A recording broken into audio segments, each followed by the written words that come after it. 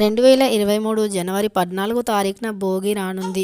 ఈ భోగి రోజున కంపల్సరీ స్నానం చేసే నీటిలో ఇదొక్కటి కానీ కలుపుకొని చేసినట్టు అయితే మీకున్న దోషాలు పాపాలు కూడా తొలగిపోయి మీకు రాజయోగం పడుతుంది. మీరు ఏది పట్టిన ప్రతి పనిలో కూడా విజయం కలుగుతుంది. మీరు పట్టిందల్లా బంగారంగా మారుతూ ఉంటుంది. ఎందుకంటే మనపైన చూపే శని ప్రభావం వల్లే కదా మనకు అన్ని పనులు ఆగిపోయేది. అందువల్లే మనం ఏ పని చేసినా కూడా అందులో విజయం కలగదు. కాబట్టి ఈ భోగి రోజున మాత్రం ఎవరికీ తెలియకుండా ఇలా చేస్తే తప్పకుండా మీ దోషాలు పాపాలు అన్నీ కూడా తొలగిపోతాయి అని మన తరాల నాటి చరిత్రలో కూడా ఇది తెలుపబడింది. కాబట్టి మన పూర్వీకులు కూడా ఇలాగే చేసేవాళ్ళు. ఇప్పుడు మన ఇంట్లో ఉన్న పెద్దవాళ్ళు కూడా ఇలాగే చెబుతారు. ఎందుకంటే ఈ భోగి రోజు ఉదయాన్నే భోగి మంటలు వేస్తూ ఉంటారు. ఆ భోగి మంటల్లో మన ఇంట్లో ఉన్న పాత వస్తువులు, పాతవి ఏవైనా సరే పాడైపోయినవి అలాంటి వస్తువులన్నీ కూడా భోగి మంటల్లో వేసి కాలుస్తూ ఉంటారు. ఎందుకంటే ఈ భోగి మంటల్లో పాత వస్తువులను వేయడం వల్ల మన ఇంట్లో ఉన్న దరిద్రం శని మొత్తం కూడా తొలగిపోయి మన ఇంట్లో లక్ష్మీదేవత అడుగు పెడుతుంది అని మన పూర్వీకుల నాటి నుండి వస్తున్న ఆచారం ఇది. అయితే ఈ భోగి రోజున అందరి ఇళ్లల్లో కూడా ప్రతి ఒక్కరు ప్రొద్దున్నే లేవాలి. ప్రొద్దున లేచిన వెంటనే ఎవ్వరికి కనపడక ముందే ప్రొద్దున లేచిన వెంటనే తలంటు స్నానం చేయాలి అని మన పెద్దవాళ్ళు చెప్తూ ఉంటారు. ఉదయం ఎవ్వరూ లేవక ముందు, మనల్ని ఎవరూ చూడక ముందు స్నానంని ఆచరించాలి అని అంటూ ఉంటారు మన పెద్దవాళ్ళు. అయితే ఈ స్నానాన్ని చేయడానికంటే ముందు కూడా మనం మన శరీరానికి నువ్వుల నూనెను పట్టించుకోవాలి అని చెప్తూ ఉంటారు. అంటే మన శరీరానికి నువ్వుల నూనెను రాసుకోవాలి. తప్పకుండా పసుపు కుంకుమను పెట్టుకొని స్నానాన్ని ఆచరించాలి. అప్పుడు అది సుమంగళి స్నానంగా మారుతుంది.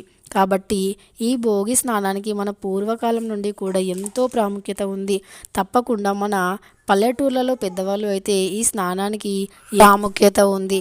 ఈ భోగి స్నానం చేయడం వల్ల మనకున్న దోషాలన్నీ కూడా తొలగిపోతాయి అని, అంటే మనకు సహజంగానే భోగి సంక్రాంతి అంటే సంక్రమణం అనగా పాతది పోయి కొత్తది రావడం అని అర్థం. అంటే మనకు ఇదివరకు దోషాలు పాపాలు ఏవైతే ఉన్నాయో అవన్నీ కూడా ఈ భోగి స్నానం వల్ల తొలగిపోతాయి అని ఒక ఆచారం. అందువల్ల ఈ భోగి రోజున తప్పకుండా ఎవ్వరూ చూడకముందు నువ్వుల నూనెను ఒంటికి మసాజ్ చేసుకొని తర్వాత పసుపుని చెంపలకు ధరించి, సుమంగళి స్త్రీలైతే నుదుటిన కుంకుమను పెట్టుకొని తరువాత మనం స్నానం చేసే నీటిలో కొంచెం రాళ్ళ ఉప్పుని, కొంచెం పసుపుని, అలా కొన్ని రేగి పళ్ళను వేసుకొని స్నానాన్ని చేయాలి. అంతేకాకుండా మనకు నదీ స్నానం చేసినంత పుణ్యం రావాలి అనుకుంటే గనక మీ ఇంట్లో ఇంతకుముందు గోదావరి నుండి తీసుకొని వచ్చిన నీళ్లు మీ దగ్గర గనక ఉంటే, మనం సహజంగా ఎక్కడికైనా గోదావరి నదికి కానీ తీర్థయాత్రలకు కానీ వెళ్ళినప్పుడు మనం కొన్ని వాటర్ని నది నుండి తీసుకొచ్చుకోవడం జరుగుతుంది.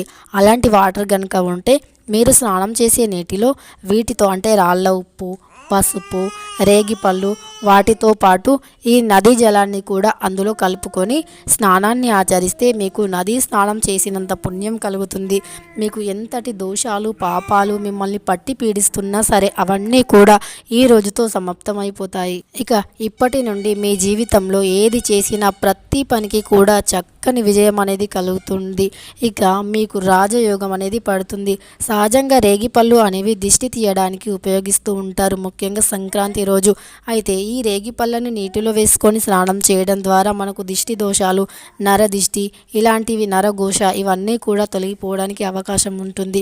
ఇక అంతేకాకుండా మన శరీరం పైన ఉన్న, మన పైన ఉన్న నెగిటివ్ ఎనర్జీ అంతా వెళ్ళిపోతుంది.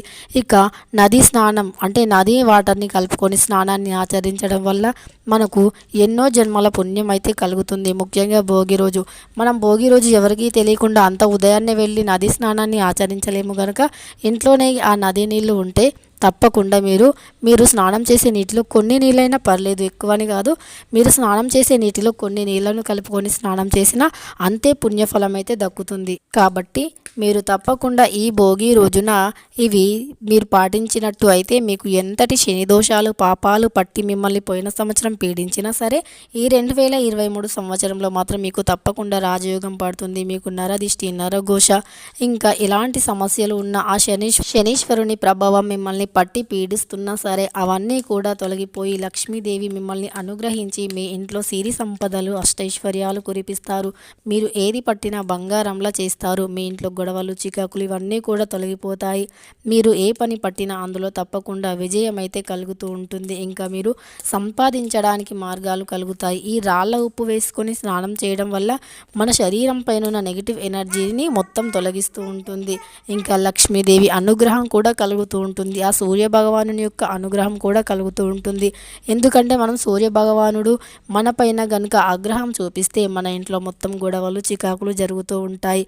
కాబట్టి ఆ సూర్య భగవానుని చల్లపరచడానికి ఈ ఉప్పుతో మనం ఇలా ఉప్పు వేసుకొని స్నానం చేయడం వల్ల ఆ సూర్య భగవాను యొక్క దివ్య ఆశీస్సులు అయితే మన పైన ఎల్లప్పుడూ ఉంటాయి. ఇక పసుపు కుంకుమ ఇది మన హిందూ సాంప్రదాయంలో కొత్తగా చెప్పవలసిన అవసరమే లేదు.